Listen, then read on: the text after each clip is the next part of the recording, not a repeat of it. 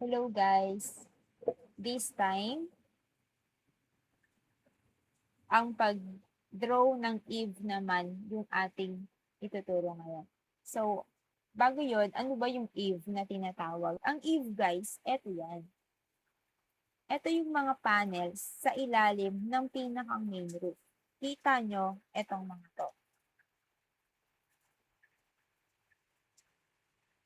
Meron siyang bubong dito.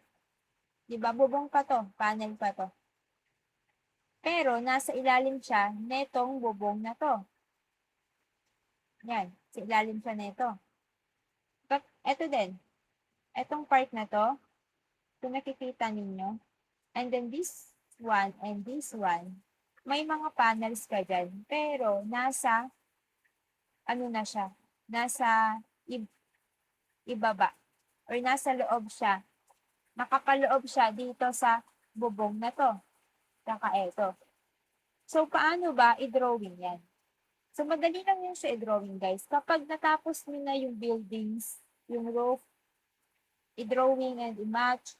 So, ang pinakang huling titignan nyo is how to, is baka may mga if. If return. If return tawag dyan. Paano ba yun i-drawing? So, madali lang yun guys.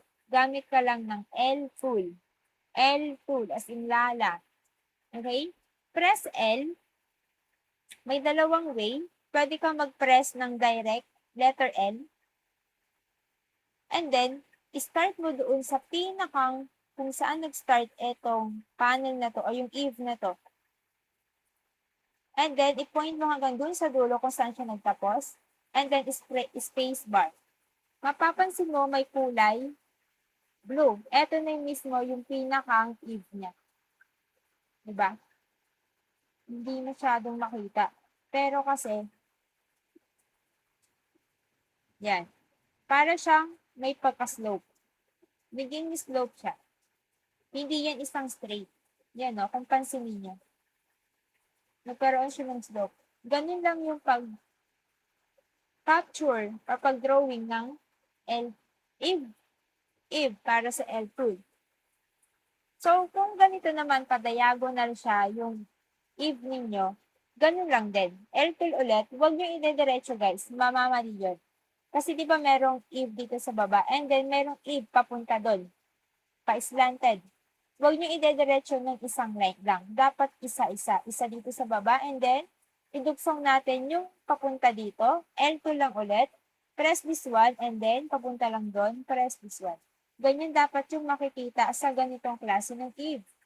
Ito na yun. Yun na yung pagka-if. Diba? Madali lang. Dito naman, sa ganitong klase ng if, na hindi siya diretso, kasi dalawa, dapat ganito yan. Letter L, hanapin nyo lang yung pinakang dulo, letter L, dulo. Diba? Dalawa yung makikita ninyo. Ganun din dito sa kabila, letter L lang din.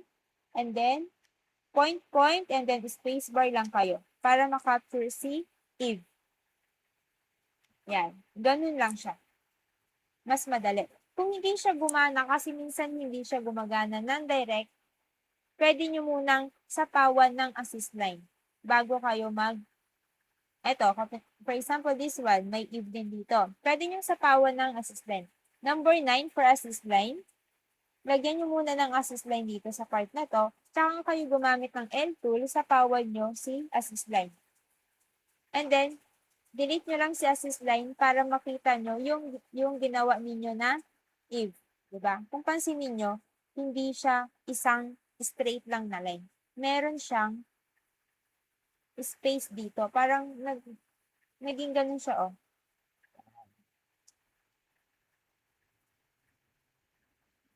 Gumanon siya. Bakit? Yan. Gumanon siya. Basta may space siya dito sa gitna. Hindi lang siya isang straight. Ganyan dapat yung if ninyo. And then this, sa ganito, pwede ko ulit gumamit ng 9 tool kung hindi gumagana yung direct lang.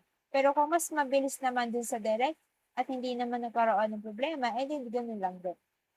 Since eto guys, kumuha ko ng direction dito sa slope na to, kasi same sila ng direction. Pag ganito rin yung if.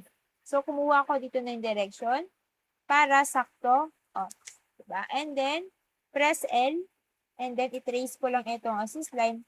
Meron na tayo ditong if na pagano'n. So, ganun lang guys yung pag-capture ng if.